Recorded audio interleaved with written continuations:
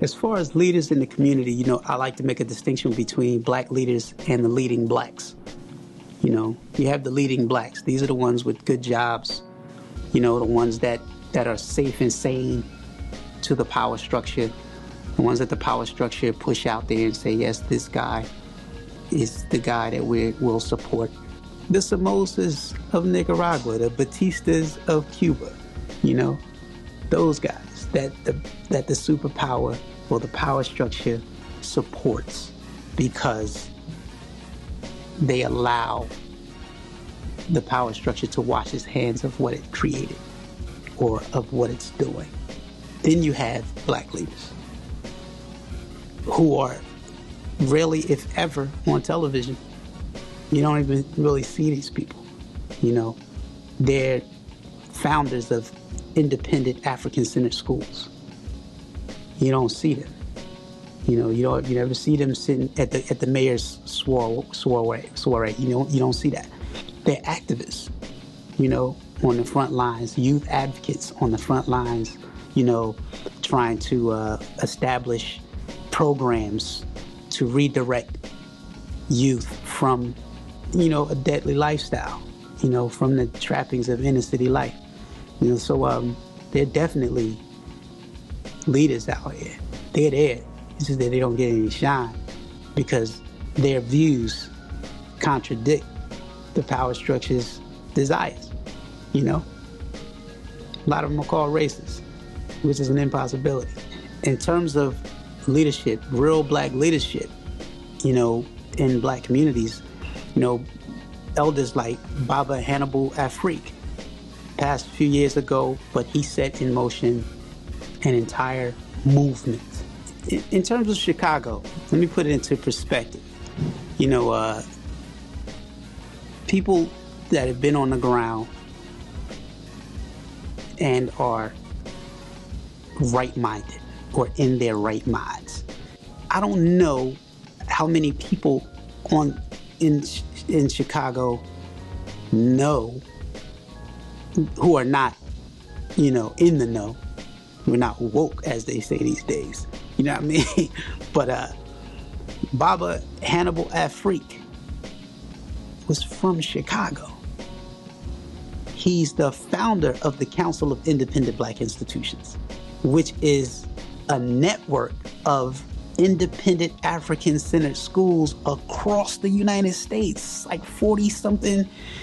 It's more than that. It's 17 of them in Atlanta, Georgia alone. 17 independent African-centered schools that don't receive any funding from the government at all. Very community-based. They're 100% of their student body graduates. They're farming.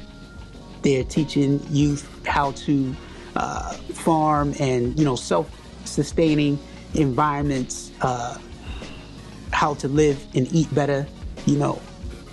I mean, on a real level, on a real effective and practical level. It's not like, okay, we're gonna put this flower, this seed in this pot, and it's gonna grow, and then you take it home and show your mother and your father. It's not that. It's continued, and the youth graduate and come back to the community and continue to build in the community.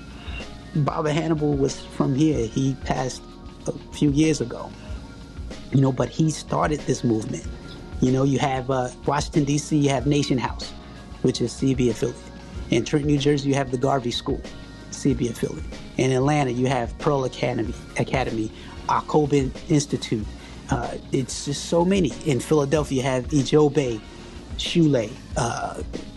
But it's like they don't even exist, you know, and you would think with these type of institutions in these inner cities yielding the type of results that they're yielding, why not replicate it? Why not replicate it at the public school level?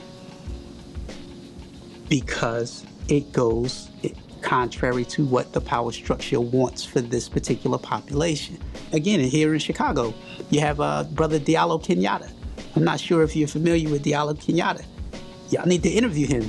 He can explain all of these things that we're talking about right now better than I can. He even has a radio show here, you know, and they have martial arts for the youth. urban farming for the youth right here in Chicago. I share a lot of their work on my social network pages. So, yeah, get at him. I mean, you can go to Facebook, Diallo Kenyatta on Facebook, Diallo Kenyatta on Twitter, Tumblr, everywhere else. Yeah, I mean, you can follow them, you know.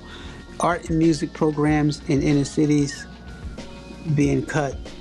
It just goes back to the continued repression of these population groups or black people in these inner cities, you know, dealing with this deliberately and unabashed racist power structure.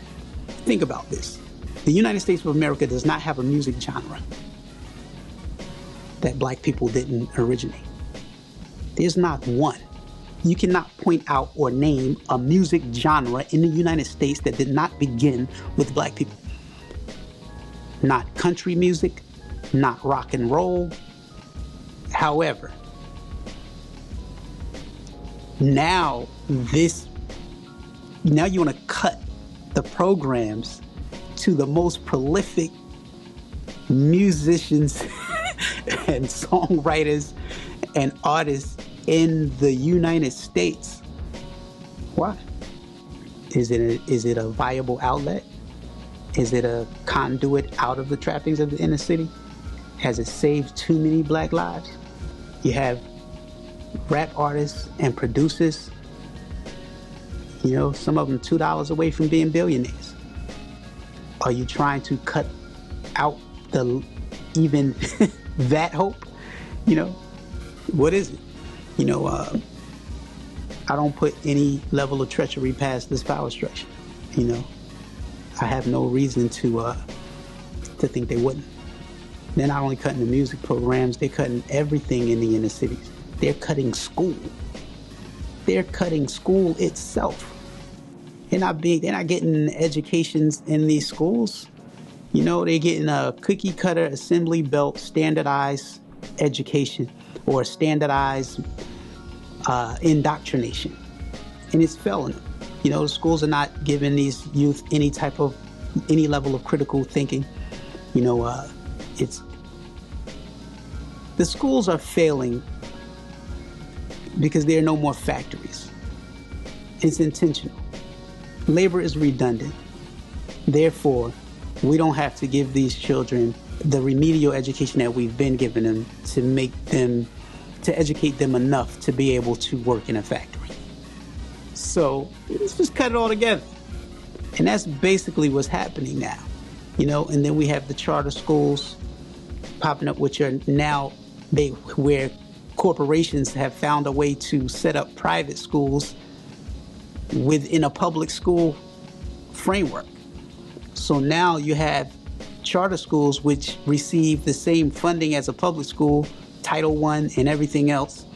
However, it's a lottery and a private school situation where your child has to be accepted into the charter school that's managed by a corporation, that's managed by a private company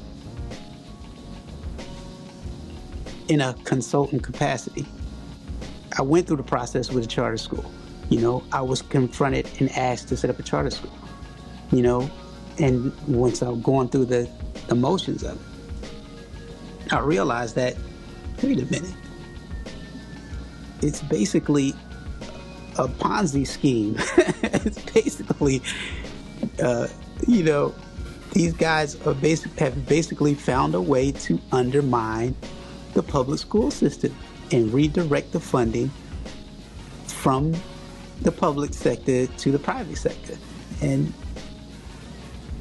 it's a shame, you know.